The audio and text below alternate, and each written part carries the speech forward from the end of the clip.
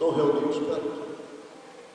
Para, no meio dessa confusão que a gente está vivendo, dizer, a partir da pastoral carcerária, o que Deus está querendo dizer para nós?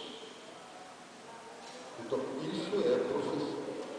A profecia é discernir, é descobrir, é procurar o que nem sempre é claro.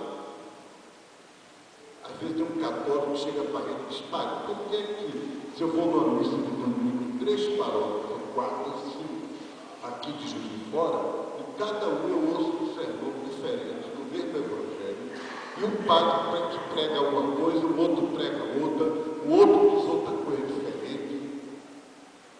Isso acontece, não acontece ou não? Na sua igreja também, né, senhor? E aí, agora, pode olhar isso de uma maneira positiva e pode olhar de uma maneira negativa.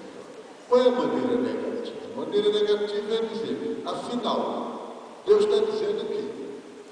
Deus não pode estar dizendo sim aqui e não ali. Então ele está dizendo uma coisa e está dizendo outra. Então tem um que descobre o que Deus quer dizer e tem outro que não descobre. Ou que pensa que Deus está dizendo uma coisa e Deus não está dizendo. Vamos dar um exemplo.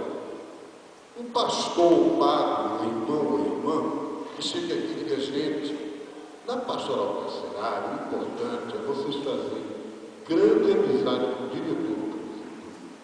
É vocês ficarem amicíssimos dos carcereiros.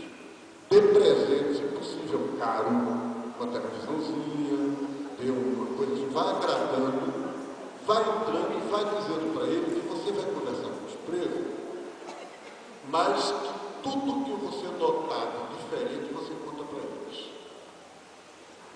Porque aí ele vai permitir você dar a doutrina, você dizer o evangelho, você catequizar, daqui a pouco aquele preso vai estar totalmente domesticado. Sabe um bicho que é selvagem e você ajeita direitinho, toma, né? Então ele vai ser domado, ele vai ser domesticado. Uma pessoa que dissesse isso, ele poderia estar dizendo isso em nome de Deus. Mas a gente poderia dizer, olha, pelo que a gente ouve no Evangelho, pelo que a gente vê Jesus falar, o Evangelho não, de Jesus não é isso. Está claro? Então, nesse sentido, a gente tem um tempo todo que discernir, não tem uma regra definida, certa. Deus não fala assim, escreve assim embaixo, é a gente que tem que procurar. Mas a profecia é essa busca. E na Bíblia era assim.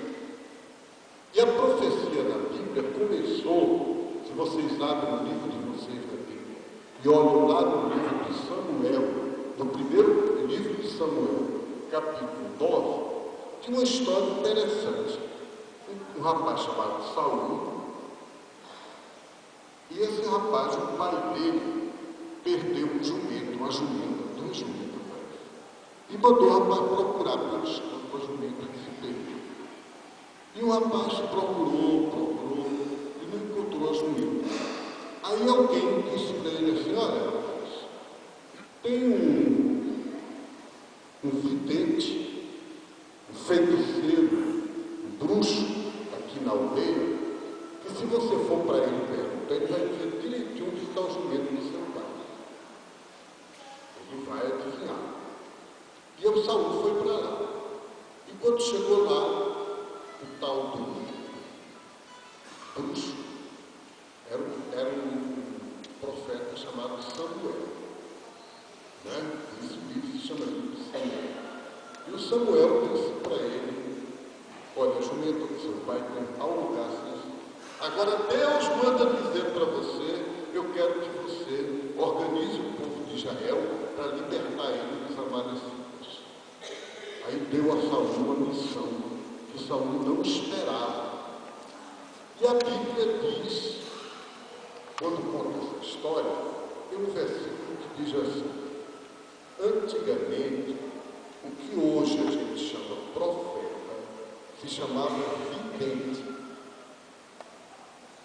E aí eu, Marcelo, quando leio isso, descubro uma coisa importante. O quê? Que Deus começou tendo vidente, pessoas que viam coisas. E depois ele mudou para profeta. O que é o profeta? É a pessoa que escuta coisas, não é aquele que vê, é aquele que escuta. Então o profeta tem que escutar. O mais importante do profeta é o ouvir Deus falar. E quando a gente ouve Deus falar, então a gente diz, eis-me aqui. Que é a história da campanha da fraternidade desse ano, né? Dos jovens. Então, e aí, o que é que Deus fala?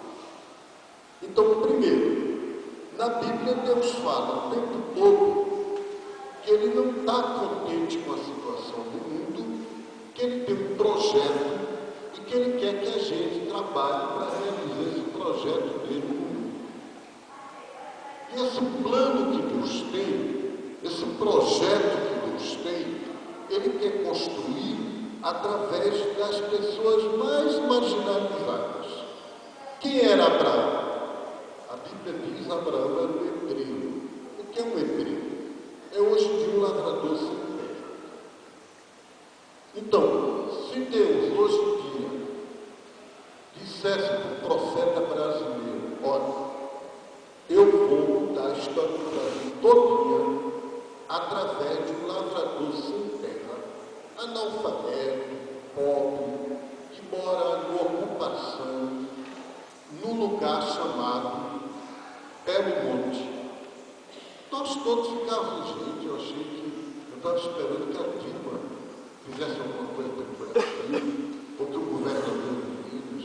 Aí vem Deus e diz que Ele vai atuar através de um lavrador sem terra, lá do interior, lá pobrezinho, que não tem nada, mas com Abraão foi assim. Além do mais, um velho, né? Quantos anos Abraão tinha quando Deus chamou Abraão? Não sabe não, né? Quem é que sabe?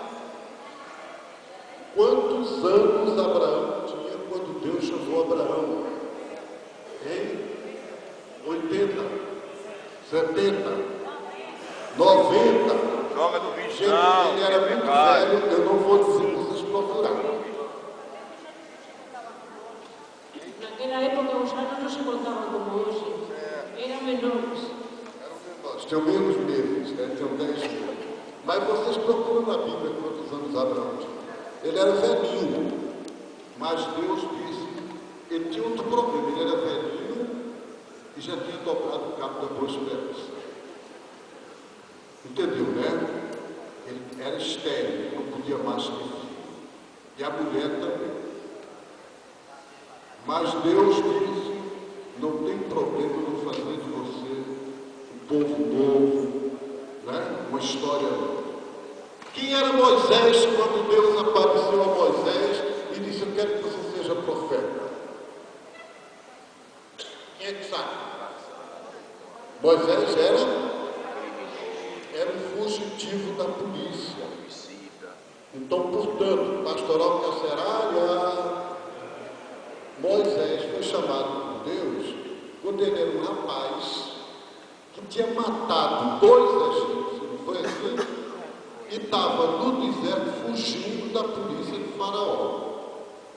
Foi esse rapaz que Deus chamou para dizer, com você eu vou formar um povo novo. Não é interessante? Quer dizer, então Deus cria a profecia dele a partir do mais marginal. Para a gente é difícil entender isso.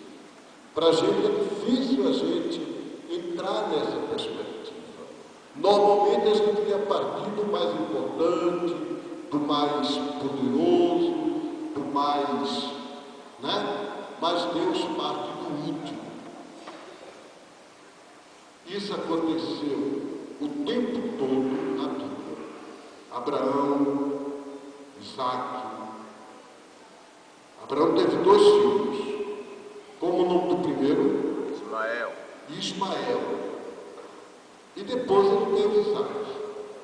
E na Bíblia dizia que o mais importante é o primeiro, mas